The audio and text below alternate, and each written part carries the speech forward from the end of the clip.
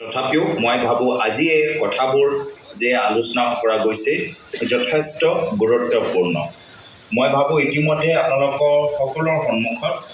বিভিন্ন গুৰুত্বপূৰ্ণ কথাবোৰ চৰ্চা বা আলোচনা কৰা গৈছে। এতিয়া কথাটো হ'ল যে আজিৰ তাৰিখত আমি যিখিনি কথা শুনিলোঁ বা বুজিলোঁ, সেই কথাবোৰ আমি অনাগত দিনত নিজৰ নিজৰ অঞ্চলত আমি কেনেদৰে ৰাইজৰ ওচৰত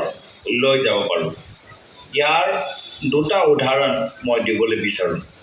যিসকলে আজিৰ তাৰিখত ভাল মুখপাত্ৰ হৈ আছে, আমাৰ চেষ্টা হ'ব লাগে যে অনাগত দিনত আমি প্ৰতিখন বুথ কমিটিৰ ভিতৰত এজন এজন ভাল মুখপাত্ৰ আমাক চিনাক্ত কৰিব লাগিব। সেইজন ভাল মুখপাত্ৰজনক আমি সমষ্টি ভিত্তিত যদি এটা মিটিং আমি আয়োজন কৰোঁ, আজি যি ধৰণে প্ৰশিক্ষণ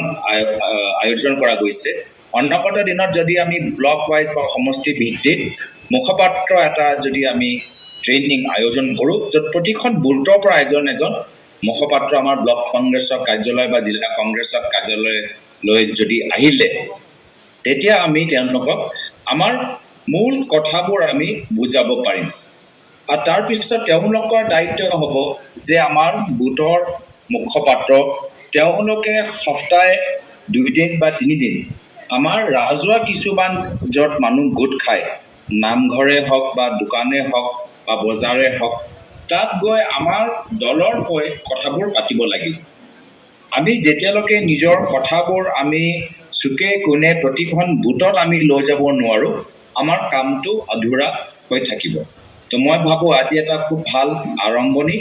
যে 3টা লোকসভাৰ পৰা মুখপাত্ৰসকল আহিছে, সামাজিক মাধ্যমৰ কোঅৰ্ডিনেটৰসকল আহিছে। কিন্তু আমাৰ চেষ্টা হ'ব লাগে কি যেতিয়ালৈকে আমি বুথ ৱাইজ মুখপাত্ৰ আমি যদি তৈয়াৰ নকৰোঁ, তেতিয়ালৈকে আমাৰ কাম অধুৰা হৈ আছে। আৰু তাৰ লগতে আমি সদায় এটা সপ্তাহৰ ভিতৰত 2 দিন বা 3 দিন আমি এটা কেলেণ্ডাৰ বনাই আজি এটা বজাৰ, নামঘৰ বা আমাৰ শিক্ষানুষ্ঠানৰ সন্মুখত, চৰকাৰী কাৰ্যালয়ৰ সন্মুখত আমি সৰু সৰু যদি আমি পকেট আমি মিটিংবোৰ আমি মিটিং নহয় আমি কথাবোৰ যদি ক'ব পাৰোঁ। আৰু মই ভাবোঁ এই ক্ষেত্ৰত প্ৰতিখন ব্লকৰ ভিতৰত এটা চাউণ্ড ছিষ্টেম থাকিব লাগে, মাইক্ৰফোন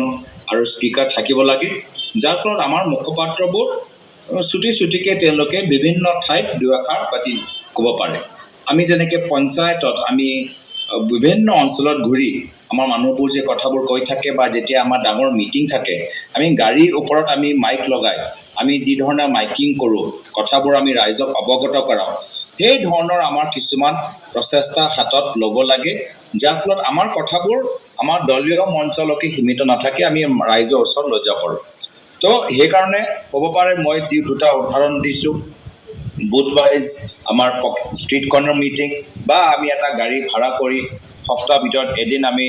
বিভিন্ন ব্লকত ঘূৰাই আমাৰ নিজৰ কথাবোৰ কওঁ। কিন্তু ইয়াৰ বাহিৰেও বেলেগ উদাহৰণ থাকিব পাৰে, এইটো আপোনালোকে নিজৰ নিজৰ স্থানীয় বিধায়কসকল, প্ৰাক্তন বিধায়কসকলৰ লগত, নেতাসকলৰ লগত আলোচনা কৰিব। কিন্তু এনেদৰে তেতিয়া আমাৰ কথাবোৰ গৈ থাকিব।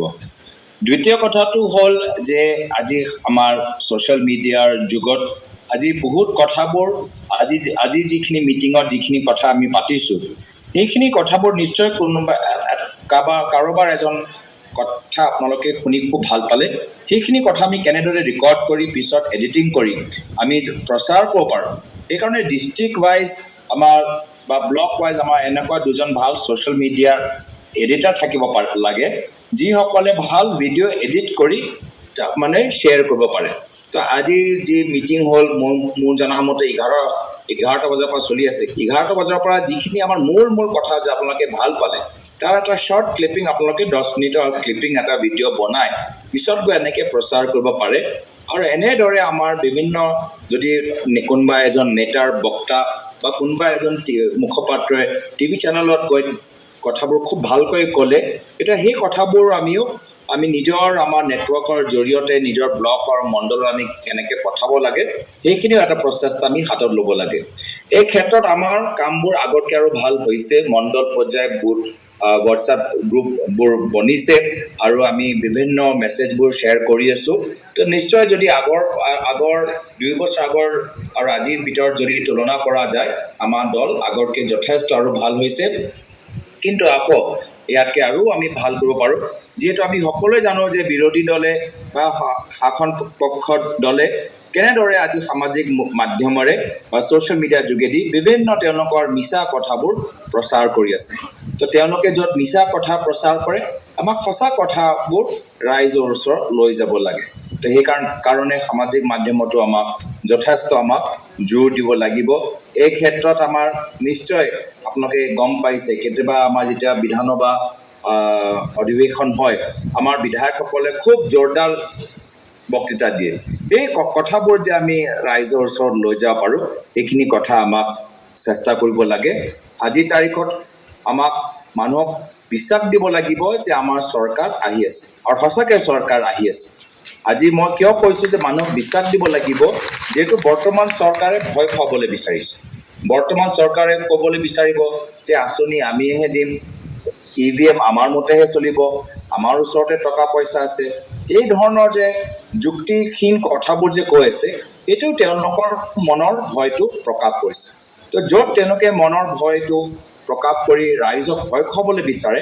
আমি সাহসী হৈ ৰাইজক বুজাব লাগিব যে কৰ্ণাটক আমি জিকিলোঁ মধ্যপ্ৰদেশ জিকিম ৰাজস্থান জিকিম ছত্তীশগড় জিকিম তেলেংগানাও জিকিবলৈ লৈছোঁ আৰু পিছত আমাৰ লোকসভাত আমাৰ অল ইণ্ডিয়া এলায়েন্স আমাৰ ভাল এটা পৰিৱেশ সৃষ্টি হৈছে আমি যেতিয়া নিজে কনফিডেন্স হ'ম নিজে আমাৰ কনফিডেন্স থাকিব তেতিয়া আমি ৰাইজক আমি কনফিডেন্স দিব পাৰিম আৰু আপোনালোকে দেখিছে যে এতিয়া গুৱাহাটীৰ ভিতৰত য'ত আমাৰ সাধাৰণতে লোকসভাত আমি ইমান ভাল আমি ৰিজাল্ট নাপাওঁ বা যোৱা বিধানসভাত আমাৰ ইমান ভাল ৰিজাল্ট নহয় আজি গুৱাহাটী মহানগৰীত আজি ৰাইজে মুখ্যমন্ত্ৰীৰ বিৰুদ্ধে কথা ক'বলৈ আৰম্ভ কৰিছে তো এতিয়া গুৱাহাটীত য'ত আটাইতকৈ যদি মই ক'ব পাৰোঁ মুখ্যমন্ত্ৰীয়ে ৰাস্তা বনাইছে ফ্লাইঅভাৰ বনাইছে ফুট অভাৰ ব্ৰিজ বনাইছে গুৱাহাটী মানুহবোৰে এতিয়া কয় যে মুখ্যমন্ত্ৰীৰ তলত PWD বিভাগে ভালদৰে কাম কৰা নাই আৰু সেইকাৰণে আমি এতিয়া পৰিৱেশটো ভাল পাইছোঁ এই পৰিৱেশৰ লাভ উঠাব লাগে আজি সকলোৱে দেখা পাইছে যে কংগ্ৰেছে কিবা এটা কাম কৰিলেহে বিজেপিৰ ভিতৰত এটা ভূমিকম্প সৃষ্টি হৈ যায় মই অলপ দিন আগত সংসদৰ মাত্ৰ এটা বক্তৃতাহে দিলোঁ এই বক্তৃতাটো লৈ মুখ্যমন্ত্ৰীয়ে আজি সংবাদমেল পাতিবলৈ আৰম্ভ কৰিলে আমি যেতিয়া শিৱসাগৰত আমি কিছুমান ৰাজনৈতিক দল তাত গ'লোঁ ডিলিমিটেশ্যন সম্পৰ্কে কথাবোৰ পাতিবলৈ মাত্ৰ এটা ফটো চাই বিজেপি দলত ভূমিকম্প সৃষ্টি হ'ল আজি তেওঁলোকে বিভিন্ন মন্ত্ৰীসকলৰ লগত লৈ সংবাদমেল পাতিবলৈ আৰম্ভ কৰিছে সেইটোৱে প্ৰমাণ কৰে যে বিজেপি দল আজি স্থিৰ হৈ থকা নাই তলে তলে তেওঁলোকৰ ভৰি তলত মাটি খহি গৈ আছে তেওঁলোকে গম পাই গৈছে আৰু সেইকাৰণে এটা পিছত এটা ভুল কৰি গৈ আছে তো এই পৰিৱেশৰ লাভ আমাক উঠাব লাগে আমি নিশ্চয় বিজেপি দলৰ প্ৰতিক্ৰিয়া দিম কিন্তু ৰাইজে যিবোৰ সমস্যা লৈ আজি শংকিত হৈছে সেই সমস্যা লৈ আমাক কাম কৰিব লাগে আৰু এটা মই শেষত ক'বলৈ বিচাৰোঁ কি য'ত আমাৰ চৰকাৰ আহিছে এই তেওঁলোকে কি ভাল কাম কৰিছে সেইখিনিও ৰাইজক অৱগত কৰাব লাগে এতিয়া হিমাচল প্ৰদেশত আজি অল্ড পেঞ্চন স্কিম তেওঁলোকে আৰম্ভ কৰিছে এতিয়া আমাৰ অসমতো বহুতে নিউ পেঞ্চন স্কিম বাতিল হোৱাটো বিচাৰে অল্ড পেঞ্চন স্কিমটো বিচাৰে কিন্তু আমি এতিয়া য'ত আমাৰ চৰকাৰ হৈছে আমি কংগ্ৰেছে অল্ড পেঞ্চনৰ ওপৰত দিছে এতিয়া ৰাজস্থানত মহিলাবোৰ আজি গেছ চিলিণ্ডাৰ 500 টকা 600 টকা তেওঁলোকে পাইছে এটা বিশেষ আঁচনিৰ জৰিয়তে আমাৰ ৰাজস্থানৰ আটাইতকৈ দুখীয়া মানুহবোৰ 500 টকা বা 600 টকাত চিলিণ্ডাৰ পাইছে তো আমিও কৰিব পাৰোঁ তো এনেধৰণৰ কাম আমাৰ দিনত হ'ব যেতিয়া আমাৰ কেন্দ্ৰীয় সলনি হ'ব আৰু আমাৰ চৰকাৰ আহিব আমি বিভিন্ন আঁচনিবোৰ ল'ব পাৰিম যি আঁচনি লৈ আদানী আৰু আম্বানীৰ দৰে ধনী মানুহ নহয় আটাইতকৈ দুখীয়া মানুহ উপকৃত হয় সেয়া হ'ল কংগ্ৰেছ দলৰ চিনাকি ইতিহাসত যদি আপোনালোকে চায় MGNৰেগা খাদ্য সুৰক্ষা right to information right to education Sarvashiksha Abhiyan national health mission Mamoni মাজনী বাইদেউ নবৌ জ্ঞানজ্যোতি ধৰ্মজ্যোতি গোটেইবোৰ আঁচনি আমাৰ আটাইতকৈ দুখীয়া মানুহৰ কাৰণে তো কংগ্ৰেছ মানে যে আমাৰ মানুহবোৰ উপকৃত হ'ব এইখিনি কথা আমাক ৰাইজক বুজাব লাগে। তো শ্ৰদ্ধেয় ৰাইজ, মই আৰু বিশেষ দীঘলীয়া ক'বলৈ বিচৰা নাই। এইখিনি কথা ক'বলৈ যে সুযোগ দিলে তাৰ বাবে আজি তাৰিখত উদ্যোক্তাসকলক মই ধন্যবাদ কৃতজ্ঞতা জ্ঞাপন কৰিছোঁ। আৰু আজি যে প্ৰশিক্ষণ শিবিৰ সফল হ'ল তাৰ বাবে মই আমাৰ বিশেষকৈ আমাৰ আজি বিধায়িনী দলৰ উপদলপতি ৰকিবুল হুছেইন ডাঙৰীয়াক মই শুভেচ্ছা কৃতজ্ঞতা জ্ঞাপন কৰিলোঁ। আৰু যিসকলে আটাইতকৈ দূৰৰ পৰা আহিছে, কাৰ্বি আংলং পৰা আহিছে, সৰুপথাৰ পৰা আহিছে, কাকডঙা পৰা আহিছে, মই তেওঁলোককো নিজৰ বিনম্ৰ শ্ৰদ্ধাৰে মই সোঁৱৰিছোঁ আৰু ইয়াতে মই নিজৰ চমু দুআষাৰ সামৰিছোঁ। ধন্যবাদ। মাননীয় সাংসদ গৌৰৱ গগৈ ডাঙৰীয়াক আমি সকলোৱে এটা হাততালিৰে আমি তেখেতক ধন্যবাদ জনাম। সাংসদ গৌৰৱ গগৈ ডাঙৰীয়া আমাৰ গৌৰৱ, আমাৰ সাংসদ, CWC মেম্বাৰ। মই তেখেতে ইমান ব্যস্ততাৰ মাজতো আমাৰ এই সভাত আহি তেখেতে মূল্যৱান বক্তৃতা দিয়াৰ কাৰণে আমি যথেষ্ট উপকৃত হৈছোঁ। ডিমা হাছাওৰ পৰা আৰম্ভ কৰি আমি কাৰ্বি আংলং, গোলাঘাট, মৰিগাঁও, নগাঁও বিভিন্ন দূৰ দূৰণিৰ পৰা অহা আমাৰ পৰীক্ষাৰ্থীসকল আমাৰ যথেষ্ট উপকৃত হৈছে। আমাৰ সকলোৰে ফালৰ পৰা ইতিমধ্যে আমাৰ ভূপেন বৰা প্ৰদেশ কংগ্ৰেছৰ সভাপতি, CLP লিডাৰ দেৱব্ৰত শইকীয়া ডাঙৰীয়া,